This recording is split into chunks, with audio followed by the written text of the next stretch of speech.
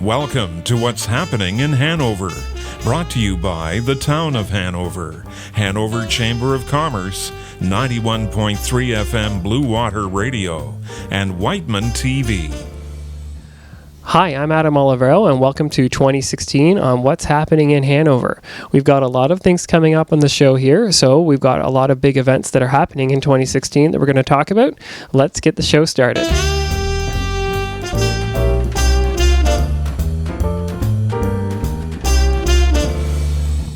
It's Adam for What's Happening in Hanover. I'm now on the main street in Hanover at Deb's on 10th, one of our many hair salons in Hanover, and this is gorgeous in here. First, I'm with Deb, the owner, and Deb, it's gorgeous inside. Thank you. Thanks very much. Yeah, we did a lot of research on colors and how far to have the chairs and that apart, and so it worked out good. It feels home to me. Yeah. And you said you've been in this location for 8 years now? Mm-hmm. Yes, we have. Yeah. And for that 8 years, the interior here has held up immensely. Like, it still looks like it just did it yesterday. Yeah, it's really worked good. I really researched into lighting because I've been doing hair for a long time, and so I've worked in a lot of salons where maybe the lighting didn't work when you were doing cuts, or maybe the color on the walls wasn't good to show people when we're coloring their hair, what the true color is. Okay. So these colors, when I researched, turquoise is a good color to have. Okay. Mm-hmm. Yeah. That's interesting. Okay. And recently, we should mention you had the front facade redone. It looks gorgeous as well. Thank you very much. This downtown facade program is awesome for Hanover. Hopefully it gets people realizing that there's a lot of nice salons downtown and a lot of other stores as well. Mm-hmm. Yeah. Mm-hmm. Now, tell me a little bit about yourself. Exactly, I don't know if you have to reveal exactly, but how long have you been doing hair for? Well, I've been doing hair for over 40 years, so yeah, and I still love what I do. Yeah, so for the foreseeable future, I'm going to be here. Cool. Mm-hmm. And what kind of services other than just hair cutting do you do here at Deb's on 10th? We have a girl that does gel nails, and we have eyelash extensions, waxing, pedicures, manicures. Yeah, so we do that, and that's about it. And then the hair, all services. Yeah. So Deb, you don't run this place just on your own. It'd be pretty interesting to run around four, 5, 6 chairs doing hair.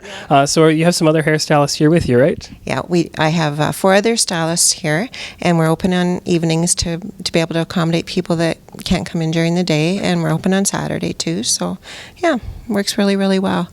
Yeah.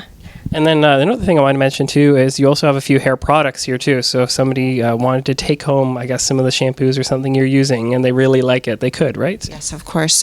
We are really, really, really fairly adamant about Schwarzkopf. It's a great company. They've been making color for years and years. It's probably the best color company I've ever worked with, and I've worked with a lot of different ones. Yeah, so we love Schwarzkopf. Yeah, and we get good training. They provide a lot of training for us too, so we have classes regularly. Mm-hmm. Well, I guess I'll wrap it up by asking if people want to book a hair appointment or just talk to you and see what you have to offer. What's the phone number they can reach you at? Just phone 364-7224. And the location's easy because you're here on 10th Street, just across from Jadorn's and beside the Giddy Goblin, so it's pretty easy to find too. Very, very easy, and we were so happy that Jadorn came across the street. It was awesome to see another storefront with a beautiful store in it. Mm-hmm. Well, thank you very much for your time, Deb. Thank you very much, too. Yeah.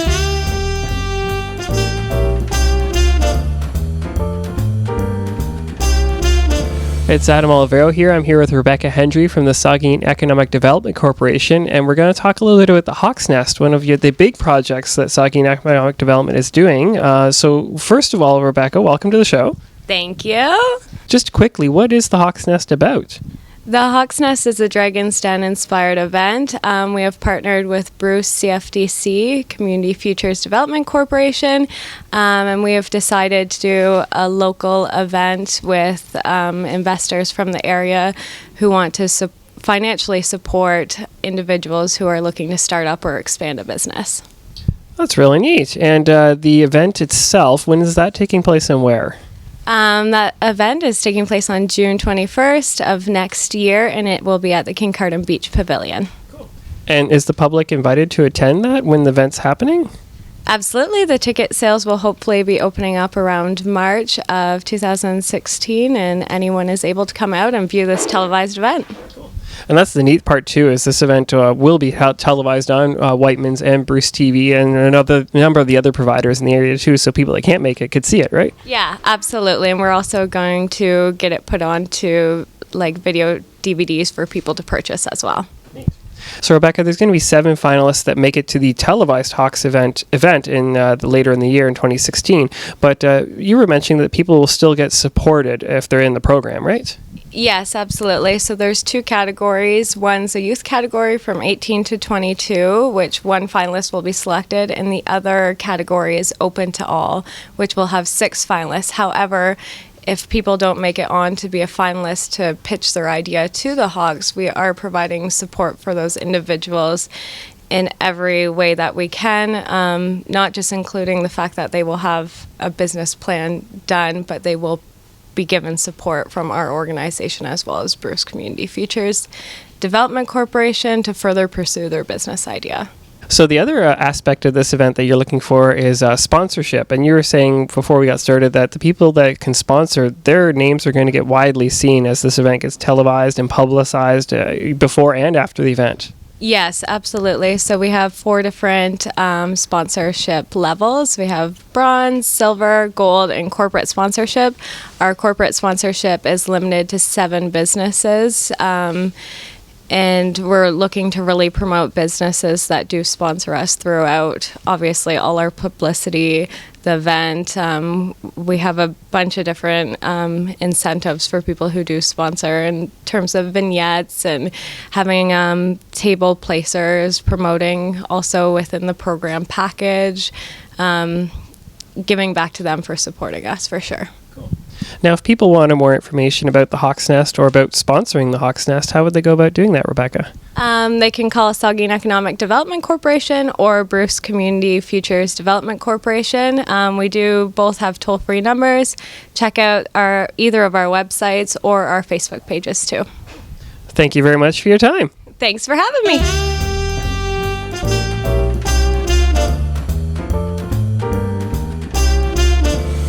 It's Adam Olivero for What's Happening in Hanover, and I'm here at the Hanover Fire Department, pleased to be joined by 2 Hanover firefighters, Jeff and Neil. And welcome to the show, guys. Thank you. Now, we're here today to talk about something that's coming up that's pretty special. It's the Hanover Firefighters Calendar. So I'll start with you, Neil. Can you give us a little history about how this came about? I believe about 3 years ago, Savannah Schaus from the Town of Hanover expressed interest in doing a calendar, and through much persuading, she finally convinced Jason, Ron, and the rest of the department to get on board with it. So. And now we're kind of getting to the end of this, where the calendar is going to be coming out. Can you give us a little more information about when the calendar will be out and when it's available? So Neil, tell me a little bit about when this calendar is going to be available for people to buy. The calendar will be issued on Saturday, December 5th at several locations across Hanover, including the Town of Hanover office and the Hanover Aquatic Center. But for a full list of details, you can go to hanover.ca/fire. So Neil, there have been a lot of rumors about this being a certain type of calendar. So we're getting a calendar. Is it that type of calendar? No, not exactly. It is true we are coming up with a fire department calendar, but it's going to be a calendar that is an educational firefighter calendar. The calendar will showcase the department, what services and responses we train for and respond to. We've been working with Ethan Bender, Savannah Schaus, and the 3 elementary schools to help put the calendar together. And so Jeff, can you tell us a little bit about the calendar? What sort of training aspects are featured in the calendar? We train quite a bit on the areas of technical rescue as well as structural firefighting. So it highlights a lot of the areas that we would train in typically. So we cover water rescue, ice rescue, confined space, high angle, and auto extrication, as well as fire suppression, rescue, medical. So it highlights some of those areas, and some of the pictures show actual activity of what we might do in a training or rescue situation. So the business community has really stepped up, Jeff, and helped with the production of this calendar, and the profits, I understand, are going back into the community. Could you tell us a little bit about that? Sure. The business community has actually covered all of the cost of the production of the calendar. The proceeds of the calendar are actually going towards helping to pay for swimming lessons for children that can't afford to go through the school. As a department that's involved in water rescue, we want to make sure that children in the area have the ability to swim. We realize that sometimes parents can't afford to get the swimming lessons through the school, so we want to make sure that every child in this community has an opportunity to take part in those swimming lessons. So we're going to make sure we cover the cost. Absolutely. That's a great thing to do for the fire department. Like you said, help the children learn how to swim, especially our proximity to Lake Huron and the Saugeen River running through Hanover. So Neil, one thing we haven't mentioned is the cost of this calendar. How much will it cost if people want to pick one up? The cost of the calendar will be $20. Proceeds, again, are going to help with the swimming lessons. And thanks to the local businesses stepping up in the area, the proceeds will mostly all go to that cause. Excellent. Well, thank you very much, guys, for coming on the show. And the calendar we've seen some images from it. It looks fantastic. Thanks. Thanks a lot.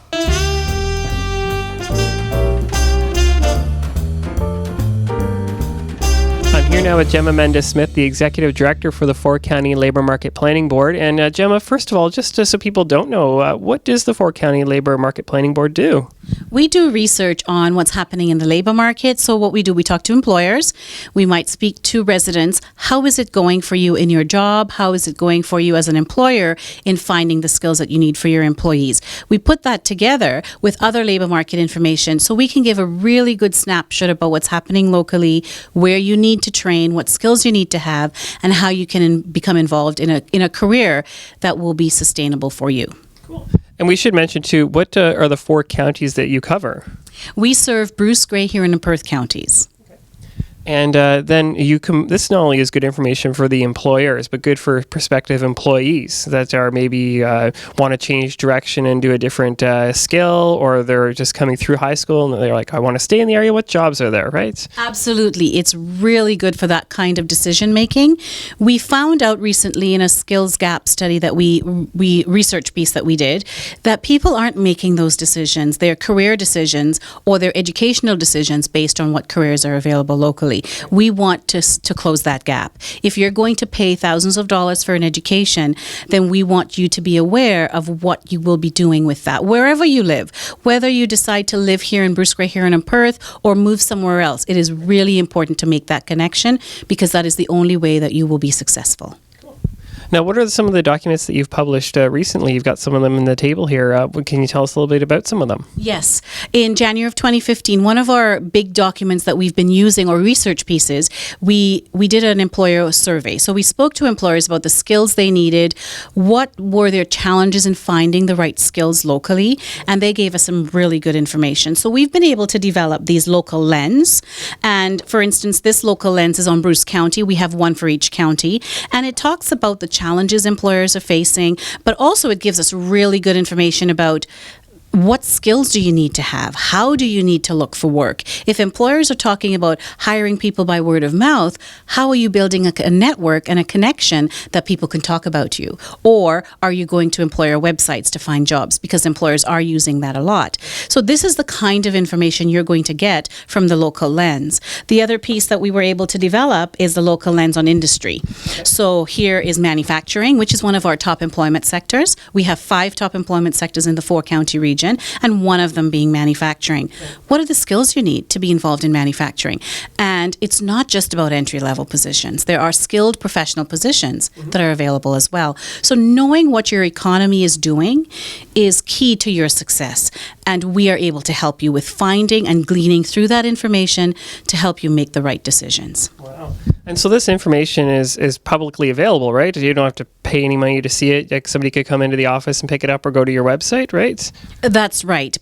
We make the documents. We do a lot of infographics because we find that it's very quick snapshots. People can get to the information as quickly as possible and see what's happening. So yes, they're available in hard copy. If someone was in Woketon, which is where our office is, they can come and get some information. If they are more technologically savvy and they want to go online, planningboard.ca will give them a plethora of information that they can make all kinds of decisions. And we're always searching for the the next new bit of information that will help people get closer to making that decision. So we also have vicinity jobs. We get that quarterly, and it tells people where the top postings were and the types of jobs. So for instance, the last quarter, July to September, 57% of employers that we are able to get their information advertised on their corporate websites. Wow. Are you using that? Right? If you are not thinking about going to the websites, and some of them may not have anything, but some of them may have lots.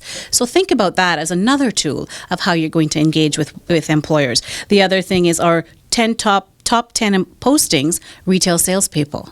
Well, that makes sense in July to September for our region because we are a tourist-based attraction place. So we need people to sell and deal with the customers that come in. So employers were hiring for that. We may see a change the next quarter of information. So always visit the website. It's not always the same information. It's not static at all. We're always sharing that information on a monthly basis, on a quarterly basis, and certainly on an annual basis. Now, starting in January 2016, you have a big survey that you're trying to get people involved in that where a lot of this data for the local lens comes from, right? That's right. Again, we're going to be speaking with employers. So this will be year 2 of speaking with employers through the Employer One survey. And this tool has been a tremendous addition to our arsenal this year. When in January 2015, we spoke to 222 employers. What we're asking employers to do is get involved. Tell us what your challenges are. Actually, tell us what's working for you, because we can share that and do more of that. And not only that, we're finding that this is the information people want. When I go to Stats Canada website and I get information, it seems far removed from people. You know, we talk about the economic region and they're saying, well, I live in Bruce County. I want to know what's happening in Bruce. The employers can tell us that. And so in January 2016, we're asking you, get involved.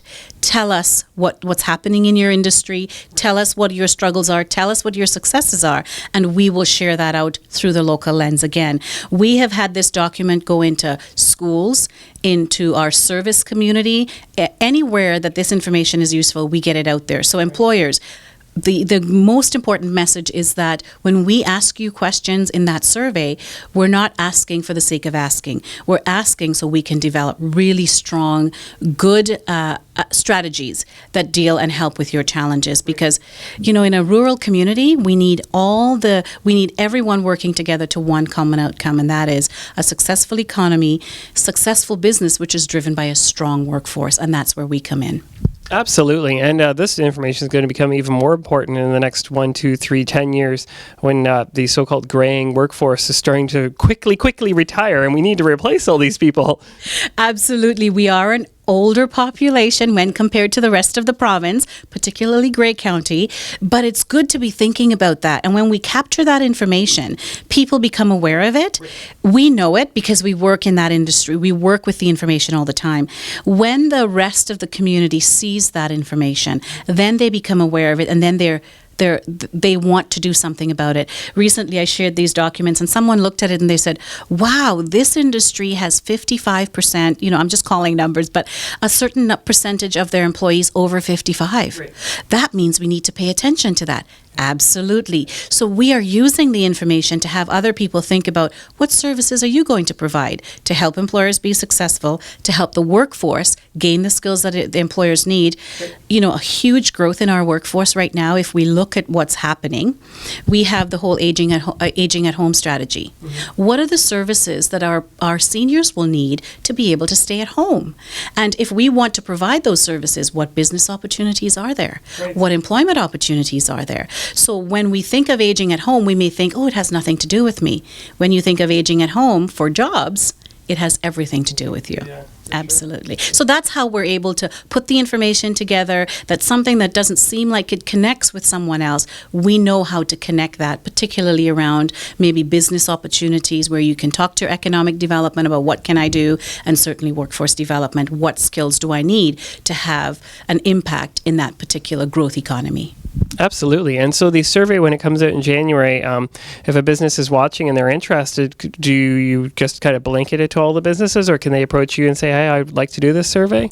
Absolutely, they can. And actually, we welcome those. We have a marketing strategy. We also have partners in our community that help us get the information out. So my ask is, to the employers, when you get the request to fill out the survey, take time to fill that out for us. It's going to be about 30 minutes, but it's 30 minutes of information that we use for 12 months, and we are able to do some really interesting things with this. We have developed labor market information workshops that deal with this information directly. We have been able to work with the schools to say, did our young people know that this is what people are looking for? Our agricultural sector is saying we need technology. We need to hear more from our agricultural sector.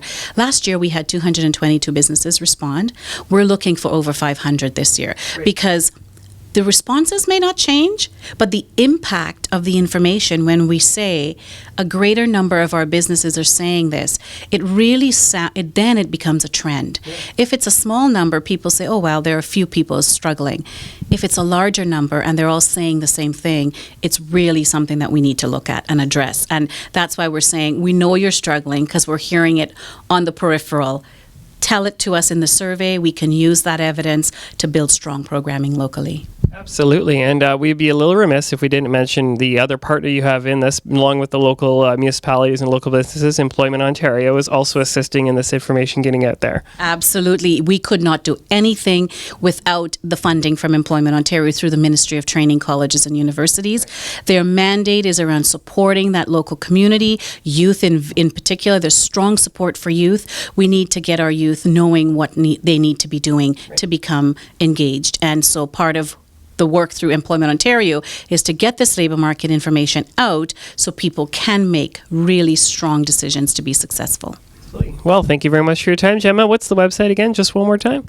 Planningboard.ca. We keep it very easy. And the other thing I should say is that we have a radio program, and it's workforce focused. It's every other Tuesday night. So if you have a really innovative program that you want to talk about workforce development or economic development, we'd love to have you on the show, because we feel that as many ways as we can get the information out to our residents, the more success we can have.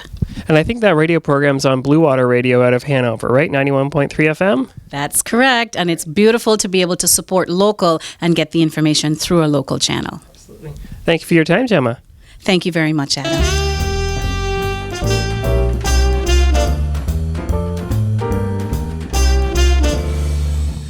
I'm here now with Lori, one of the board members of the Women's House serving Bruce and Gray. And Lori, there's a big anniversary coming up for the Women's House, right? That's right, Adam. This is as of November 30th, this is our 30th anniversary. So in 1985, the doors first opened to Women's House, and we had our first client come through our doors. Huge moment. Very huge moment. And to celebrate that moment, Bruce and Wightman Telecom, we are very happy to partner with you to produce a nice promotional video to highlight some of the achievements, right? That is correct. The video is awesome. And on behalf of Women's House, we can't thank you enough, Adam, and BMTS for donating your time. It's tremendous. And I can't wait for everybody to see this video. And I had a fun time making it. We shot it over a couple of days and a few days of editing. And let's not let them delay. Let's see part of or all of that video right now. Excellent. Thank you so much. Very much appreciated on behalf of Women's House.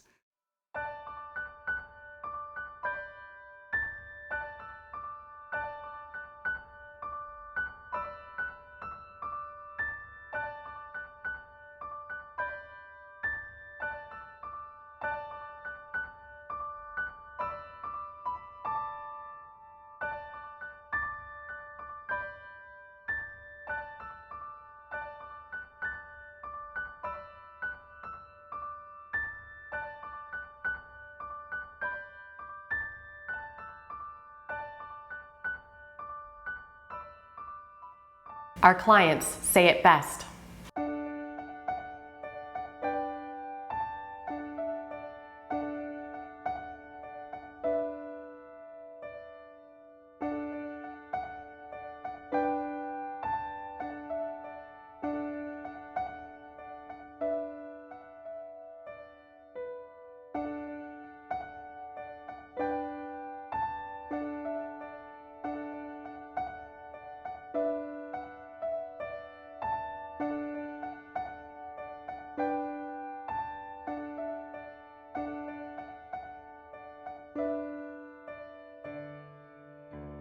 Women's House is more than just a bed.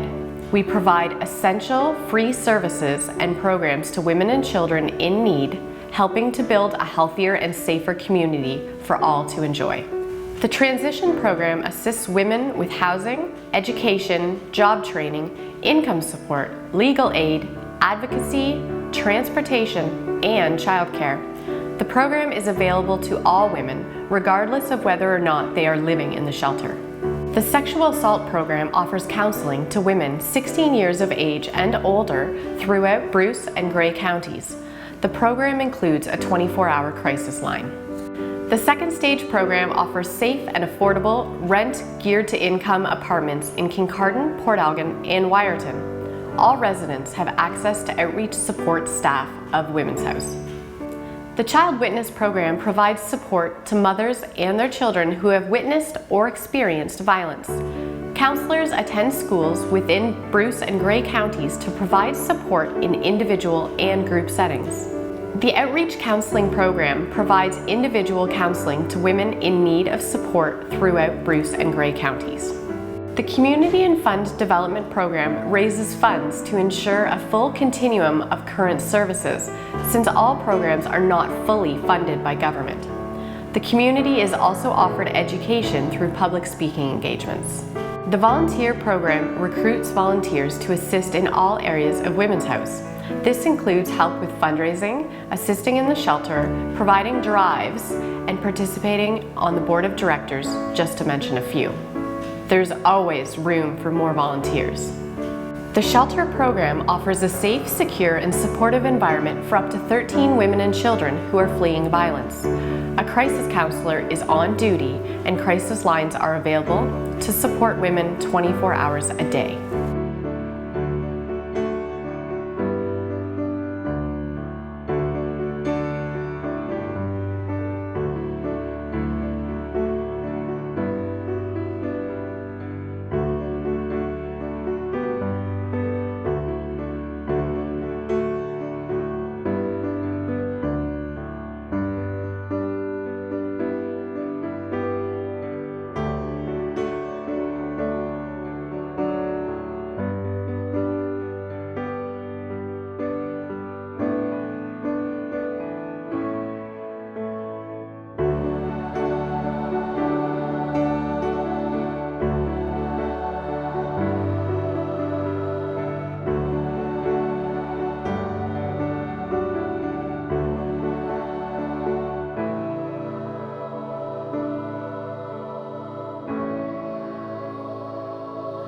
None of this would have been possible without the overwhelming support of our communities, including staff, donors, sponsors, volunteers, funders, supporters.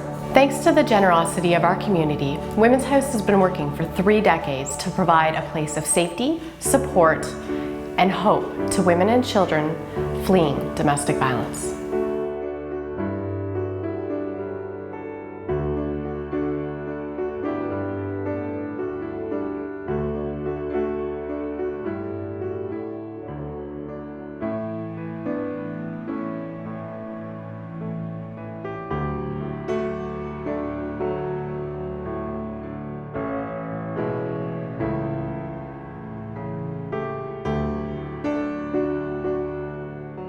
Thank you very much for joining me here on What's Happening in Hanover. If you would like an event here on the show, or you want to talk about your business, feel free to contact me. My phone number is 519-506-9502, or email us at community@wightman.ca. Again, I'm Adam Olivero, and thank you for joining me on What's Happening in Hanover. Thank you for listening and watching What's Happening in Hanover. Brought to you by the Town of Hanover, the Hanover Chamber of Commerce, 91.3 FM Bluewater Radio, and Wightman TV. What's Happening in Hanover is heard on 91.3 FM Bluewater Radio at 7 p.m. Wednesdays and showing daily on Wightman TV, Channel 6.